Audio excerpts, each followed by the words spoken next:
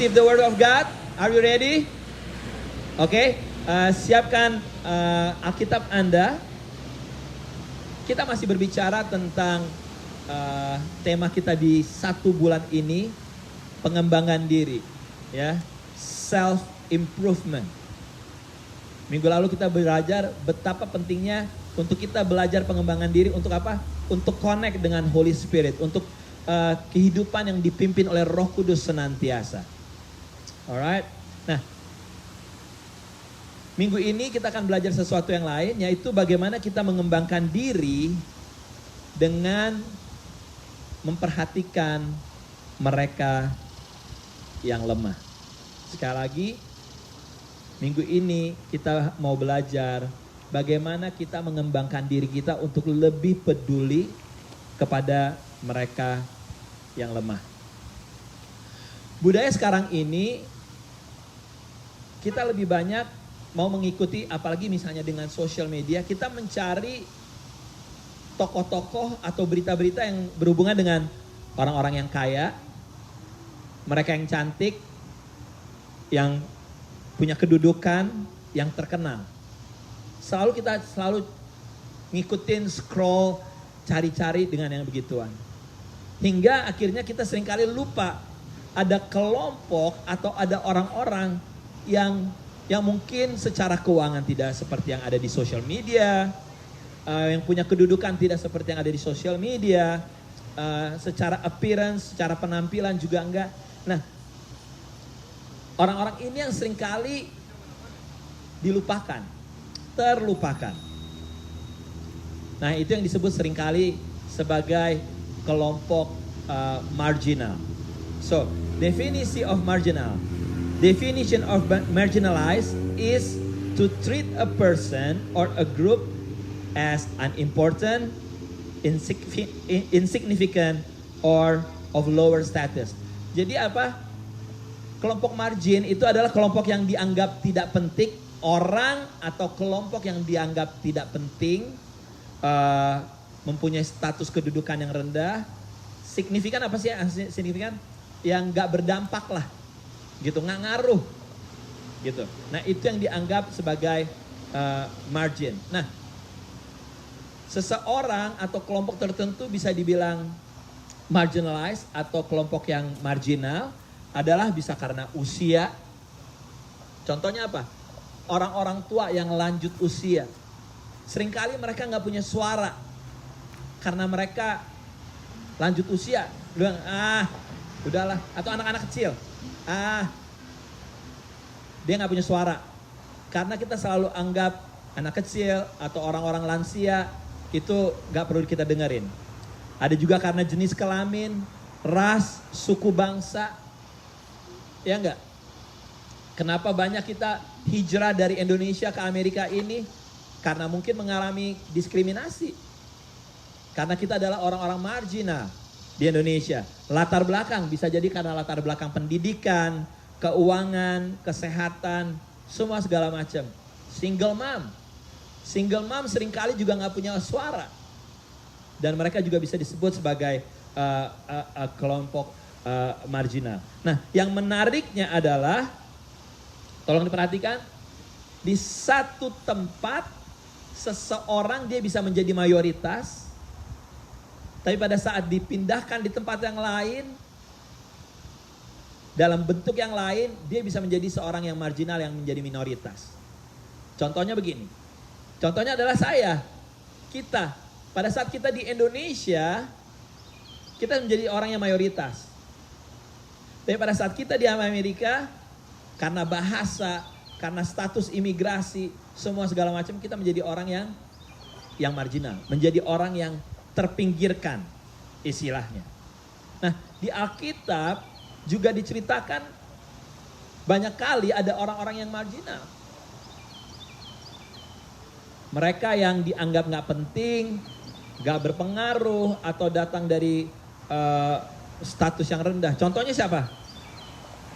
Contohnya wanita yang ketemu sama Tuhan Yesus di sumur yang sudah punya 6 suami. Dia kelompok marginal. Zakheus punya uang, punya kedudukan. Cuman dia Dia diasingkan sama masyarakat.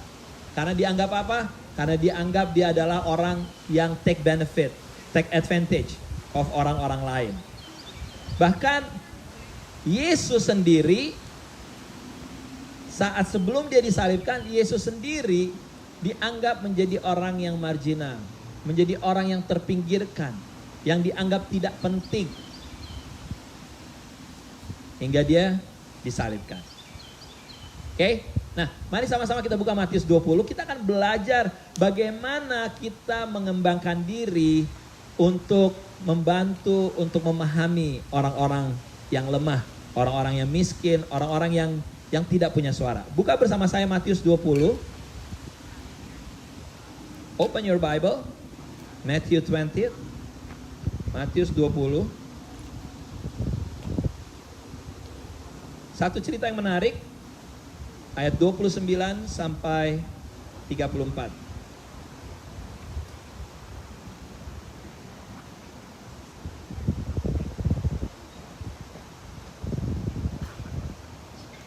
Saya bacain ya, sama-sama kita ikutin. Matius 20 ayat 29 sampai 34. Dan ketika Yesus dan murid-muridnya keluar dari Yeriko, orang banyak berbondong-bondong mengikuti dia. Ada 2 orang buta yang duduk di pinggir jalan mendengar bahwa Yesus lewat. Lalu mereka berseru, "Tuhan, anak Daud, kasihanilah kami." Ayat 31, tetapi orang banyak itu menegur mereka supaya mereka diam. Namun mereka makin keras berseru, katanya, "Tuhan, anak Daud, kasihanilah kami." Lalu Yesus berhenti dan memanggil mereka. Ia berkata, "Apa yang kamu kehendaki supaya aku perbuat bagimu?" Jawab mereka, "Tuhan, supaya mata kami dapat melihat." Maka tergeraklah hati Yesus oleh belas kasihan. Lalu Yesus menjamah mata mereka dan seketika itu juga mereka melihat, lalu mengikuti dia. A very short story, tapi saya berdoa supaya Anda bisa menangkap bagaimana untuk kita bisa mengembangkan diri di dalam membantu orang-orang yang lemah. Di ayat 30 dikatakan ada 2 orang buta yang duduk di pinggir jalan. Di pinggir jalan. Di Indonesia, di Amerika, di India, dimanapun juga kita bisa ketemu dengan orang-orang di pinggir jalan yang butuh pertolongan. Orang-orang yang di pinggir jalan yang seringkali tidak direcognize. Berapa dari kita yang keluar dari rumah, yang kita mau naik subway atau kita lagi naik mobil, kita benar-benar pay attention akan orang yang lagi duduk di pinggir jalan. Mereka yang di pinggir jalan, mereka berseru-seru sebenarnya. Tanpa suara mereka, sebenarnya ada kebutuhan yang mereka perluin, yang harus kita bantu. Berapa dari kita yang benar-benar ngerti, kenapa sih ini orang ada di pinggir jalan? Nah, hal yang pertama, mari pada saat kita keluar rumah, start dari kota kita Philadelphia. Ayo kita perhatikan mereka yang ada di pinggir jalan. Nggak, di pinggir jalan gak berarti mereka harus homeless atau mereka beggar. Gak mesti. Atau tukang minta-minta atau homeless. Gak mesti. Tapi mereka yang di pinggir jalan yang seringkali mungkin sering berbuat aneh-aneh. Tandanya ada satu yang kita harus cari tahu. Tadi malam saya masih dapat SMS dikatakan bahwa di South Philadelphia ada salah satu jemaat saya, ini satu pendeta bilang, ada satu jemaat saya yang dipukulin di daerah South Philadelphia. Kejadian di pinggir jalan seperti ini yang dialami oleh Pak Dino dan sampai sekarang masih ada. Sebenarnya itu ada satu teriakan yang kita harus perhatikan yang terjadi di South Philadelphia. Apa teriakan-teriakan pinggir jalan ini? Apakah mungkin bisa jadi tidak adanya pekerjaan, gak ada makanan, atau mungkin tingkat kriminal yang meningkat? Ada banyak hal di pinggir jalan yang harus kita perhatikan. Ayat 31.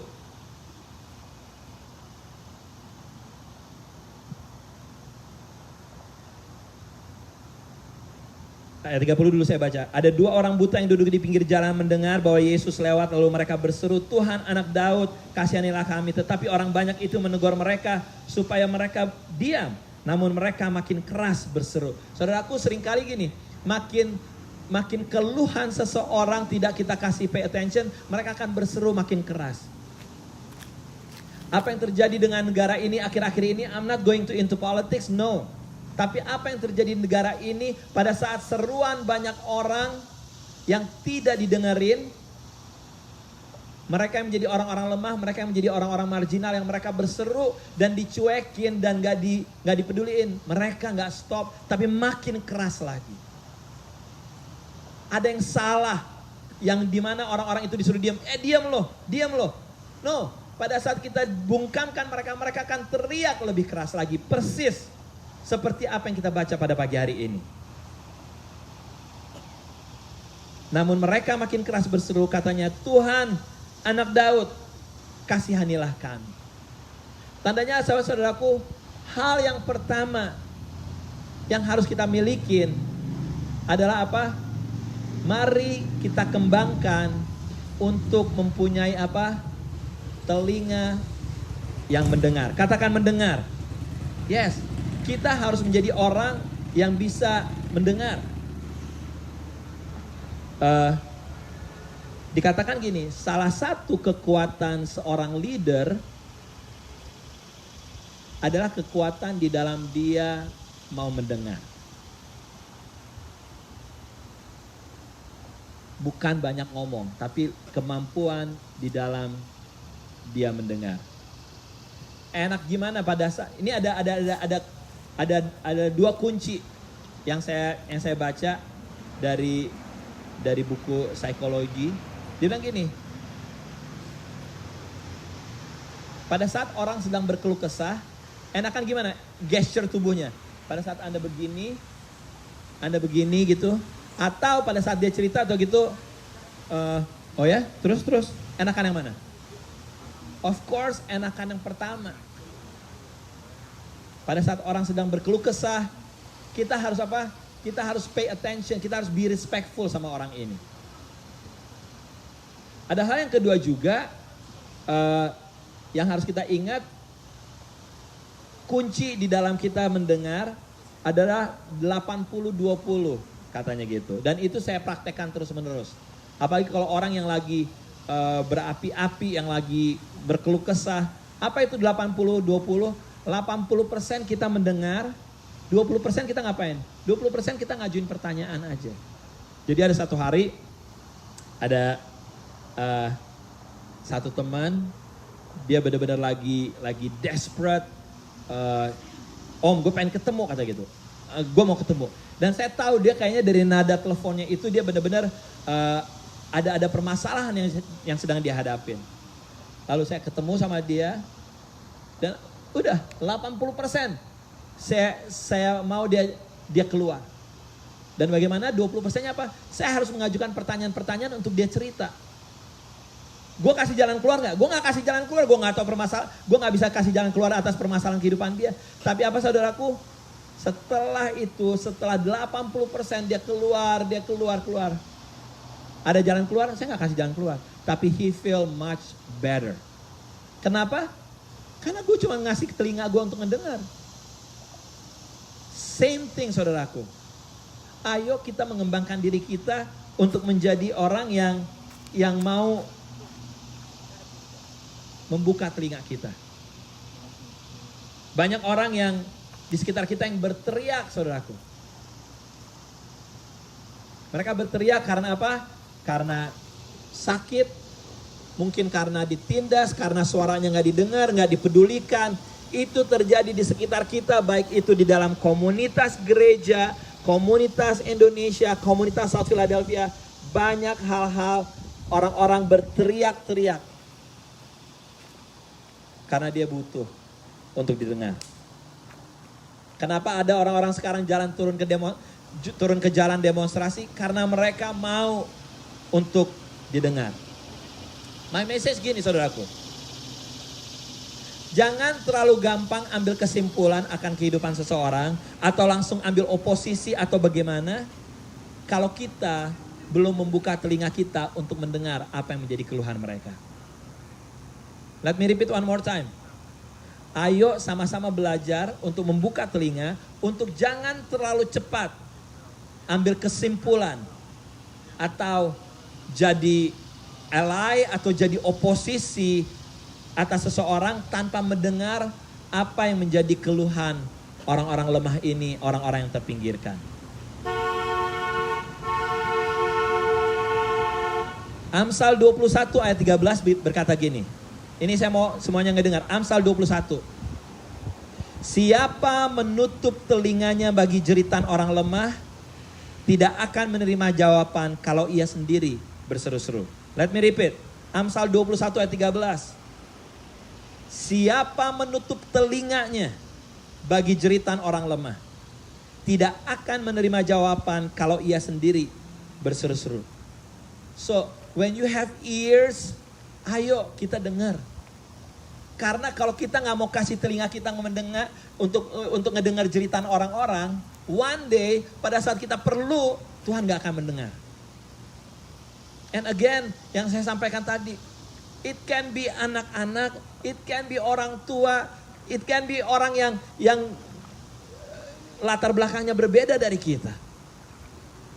Tapi mari kita buka telinga kita untuk kita mendengar. Nah, gak stop dari hanya mendengar. Di dalam Matius 20 berikutnya, ayat 32, dikatakan begini. Kan gini ayat 31-nya, tetapi orang banyak itu menegur mereka supaya mereka diam. Namun mereka makin keras berseru, katanya, Tuhan anak Daud kasihanilah kami. Ayat 32, lalu Yesus berhenti dan memanggil mereka. Ia berkata, apa yang kamu kehendaki supaya aku perbuat bagi kamu? Yesus ngapain saudaraku? Yesus berhenti. So, tandanya hal yang kedua saudaraku, selain kita mendengar, kita harus stop. Kita berhenti. Maksudnya apa? Kita harus kasih perhatian. Kita harus stop. Kita harus kasih perhatian. Hidup kita udah terlalu banyak diprogram. Apalagi dengan budaya Amerika semuanya kita diprogram. Kita udah punya plan. Sehingga pada saat ada interupsi atau ada sesuatu yang unplanned terjadi, kita gak suka. Kita panik. Ngerusak schedule gue nih. Semua segala macam. Hey, you know what?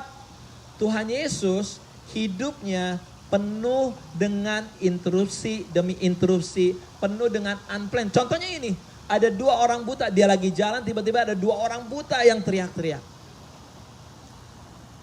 Ada lagi interupsi, lagi Tuhan Yesus lagi hangout di rumah orang, lagi makan enak-enak, tiba-tiba datang satu wanita, bawa minyak wangi dan meminyaki kaki Yesus.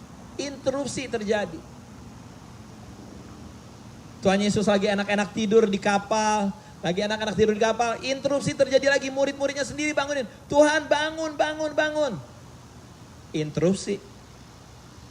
Bahkan di tengah suasana yang paling sakral. Ngapain? Tuhan Yesus lagi doa di Taman Getsemani. Ada interupsi apa? Datang tentara yang mau menangkap Yesus. Interupsi demi interupsi terjadi, banyak hal yang unplanned. Saudaraku, ayo kita biasain untuk kita expect sesuatu yang tidak kita rencanain. Expect adanya interupsi, expect adanya sesuatu yang unplanned terjadi dalam hidup ini. Kalau ada orang-orang yang sering kenal saya, mungkin Vivi yang sering kali udah mau gila ngadepin gue. Karena apa? Gue gak ngerti deh. Si Aldo tuh dari satu ini tiba-tiba loncat sini. Random. Katanya gue random. Ya karena memang kehidupan setiap hari tuh ada aja yang random. Yang lagi tiba-tiba di jalan. Ada yang nelfon lah. Hal-hal yang random terjadi. Yang unplanned, interupsi terjadi di dalam kehidupan. Dan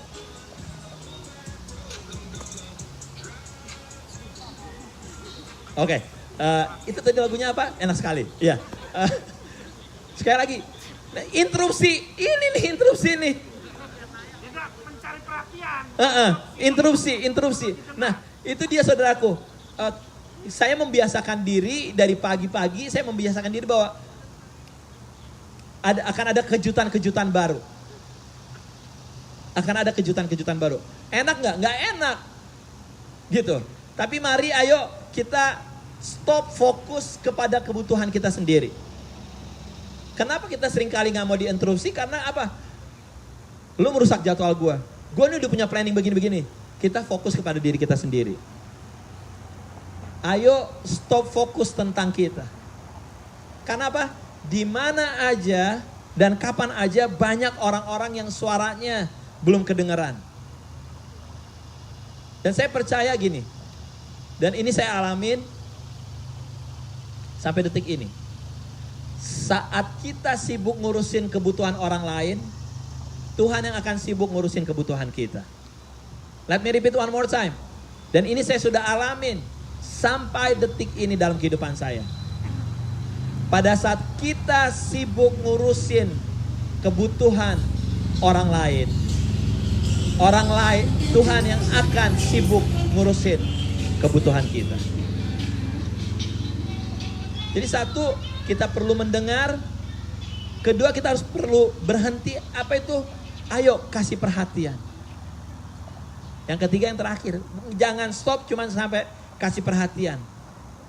Yang dilakukan Tuhan Yesus apa? Di dalam Matius 20 ayat 32, lalu Yesus berhenti memanggil mereka dan berkata, apa yang kamu kehendaki supaya aku perbuat bagimu? 33, jawab mereka, Tuhan, supaya mata kami dapat melihat. Itu dia saudaraku, kasih perhatian, tanyain apa yang menjadi kebutuhan mereka. Dan 34, maka tergeraklah hati Yesus oleh belas kasihan, lalu Yesus menjamah mata mereka dan seketika itu juga mereka melihat, lalu mengikuti dia. Yesus menjamah mata mereka. So, apa yang terakhir, yang ketiga saudaraku, selain kita mendengar, selain kita stop, berhenti, kasih perhatian, kita perlu do action. Kita harus perlu tindakan untuk membantu mereka. Seringkali kita nggak tahu bahwa setiap kita tuh udah ada kekuatan yang Tuhan berikan. Dan kita mulai bisa membantu orang lain dengan apa yang kita punya.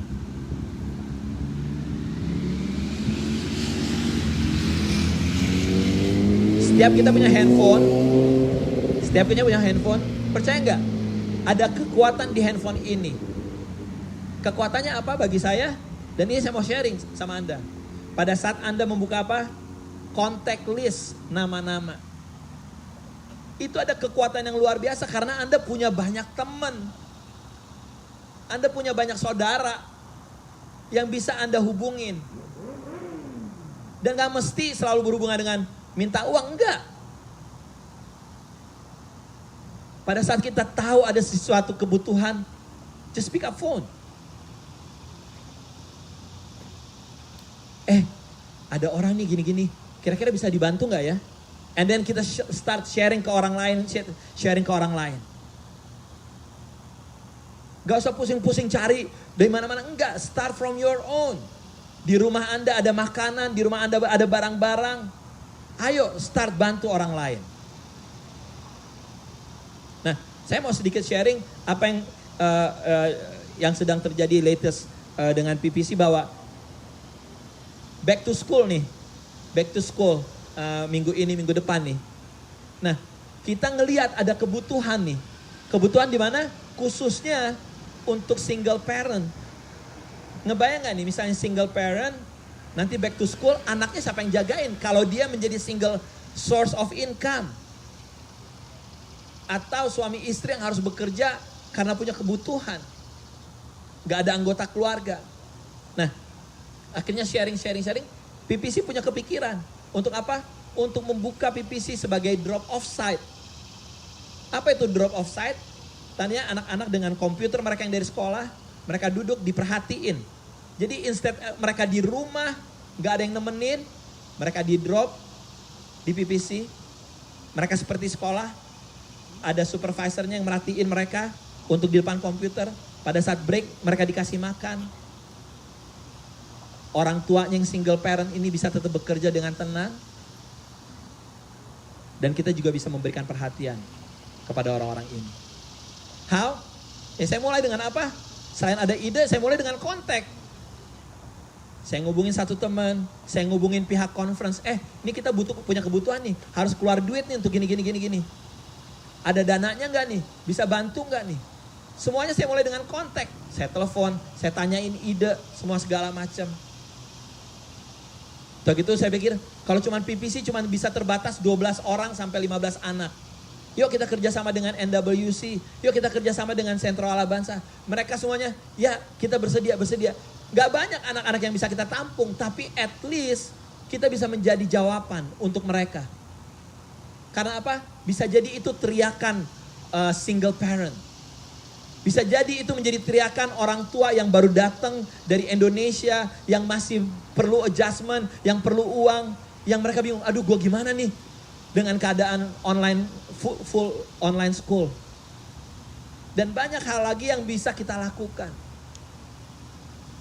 Start dengan apa yang kita miliki. Saya mau bacain dari Yesaya 58 ayat 7 sampai 9. Bagilah makananmu dengan orang yang lapar. Disuruh ngapain? Disuruh berbagi.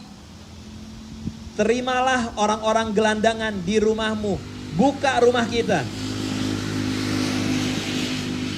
Berilah pakaian kepada orang telanjang. Kalau ada banyak baju di rumah, masih beli baju baru, yang lama dikasihin ke orang. Jangan menolak saudaramu yang perlu ditolong. Jelas-jelas kita tahu ada yang bisa ditolong, jangan kita menolak. Tapi kita perlu tolong. Maka ini dia, kalau kita melakukan semuanya itu, maka terang akan menyingsing bagimu seperti fajar. Dan luka-lukamu akan segera sembuh. Aku akan menyertaimu untuk menyelamatkan kamu. Kehadiranku akan melindungi kamu dari segala penjuru. Apabila kamu berdoa, aku akan mengabulkannya. Apabila kamu berseru kepadaku, aku akan menjawab. Jangan lagi menindas sesamamu. Hentikanlah permusuhan dan fitnah. Ada banyak orang-orang di sana yang ditindas, yang mengalami ketidakadilan, yang butuh pertolongan. Kita nggak bisa diam aja. Dengan kita bertindak, bukan mengharapkan sesuatu dari Tuhan, tapi Tuhan sendiri yang bilang ada rewardnya. Kesembuhan akan terjadi, penyertaan Tuhan akan hadir dalam kehidupan kita. Dan apa yang kita doakan akan Tuhan kabulkan. Ayo, mari kita menjadi voice of the voiceless. Mungkin kita begini, gue bukan orang bule, gue bukan orang Amerika. Yes, gue udah citizen, cuman gue masih imigran nih, consider. Bahkan ada yang bilang, ya gue aja surat gak punya, boro-boro mikir. See, yes, in one time kita sebagai seorang marginalized. Tapi in one other time kita bisa menjadi orang yang mayoritas, yang bisa punya voice untuk the voiceless. Amsal 31 ayat 8 dan 9 mengatakan gini. Bukalah mulutmu untuk orang yang bisu, untuk hak semua orang yang merana. Bukalah mulutmu, ambillah keputusan secara adil, dan berikanlah kepada yang tertindas dan yang miskin hak mereka. Bukalah mulutmu untuk orang yang bisu. Saya jadi ingat 4 tahun yang lalu, pada saat menjelang election di Amerika, beberapa teman-teman Mennonite brothers and sisters, mereka yang memang orang Amerika, mereka punya suara, dan mereka datang ke saya. Aldo, I want to become a voice for the voiceless. Saya mau menjadi pembawa suara. How? Saya bilang gitu. Saya punya hak suara. Tapi saya ketemu dengan undocumented immigrant. Saya mau ngedengar apa yang menjadi keluhan mereka. Dan saya mau siapa yang mereka sebenarnya inginkan jadi pemimpin. So, mereka ketemu. Dan orang ini memilih pemimpin untuk menjadi apa? Lewat apa? Orang mereka yang voiceless. Mereka yang gak punya suara.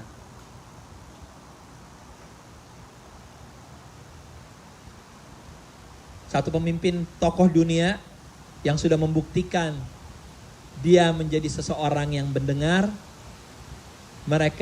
Dia menjadi seseorang yang bukan hanya mendengar, tapi stop, kasih perhatian, dan bertindak adalah Pak Jokowi, Presiden Republik Indonesia. Kenapa dia begitu orang senang sama dia? Ya, again, karena dia punya waktu untuk menjadi pembawa suara bagi mereka yang tidak bersuara. And let me close this dengan Matius 25, saudaraku. Pada saat penghakiman terakhir terjadi, ada yang di sebelah ke kanan, ke kiri. Simple. Yang ke kanan karena apa? Pada waktu aku sakit, engkau mengunjungi aku. Yep, become apa? A voice for the voiceless. Pada aku di penjara, kamu mengunjungi aku. Pada saat aku telanjang, kamu memberi aku pakaian. Pada saat aku haus, kamu memberi aku minum. Dan orang ini bertanya, kapan Tuhan? Kapan Tuhan? Karena kita apa? Seringkali kita nggak tahu.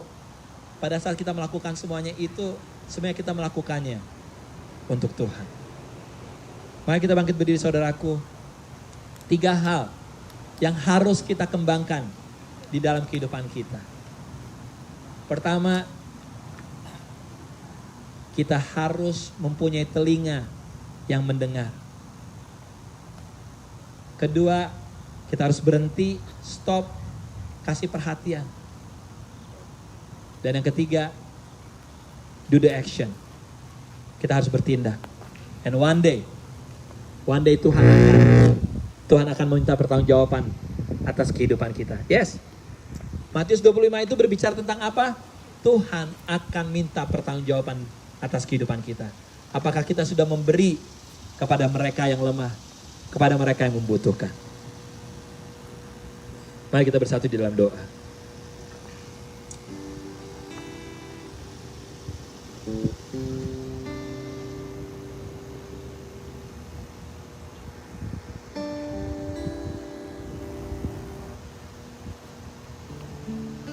Bapak bicara buat kami.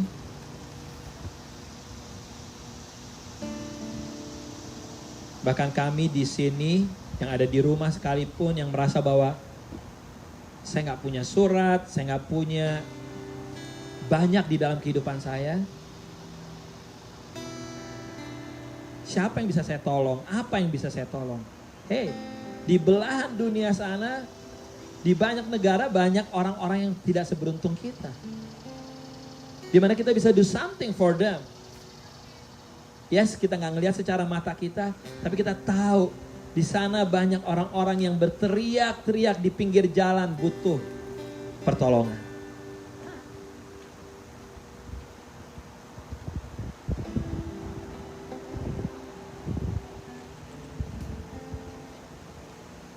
Mari kita yang punya telinga, biar kita mendengar. Jangan cuek. Mari kita bukan hanya mendengar, tapi kita boleh stop dan kasih perhatian. Mulai bertanya seperti Yesus, apa yang engkau mau aku lakukan? Mungkin kita bisa mengajukan pertanyaan, apa yang bisa saya bantu? Apa yang bisa saya lakukan? Dan bukan sampai stop cuma kasih perhatian, tapi let's put into an action. Mari kita lakukan sesuatu.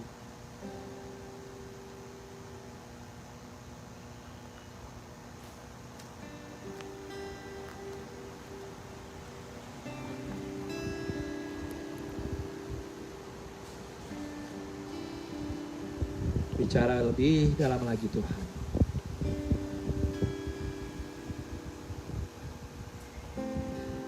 Haleluya. Biar kami menjadi orang-orang yang mempunyai karakter Kristus. Di dalam nama Yesus Tuhan. Haleluya. Amin.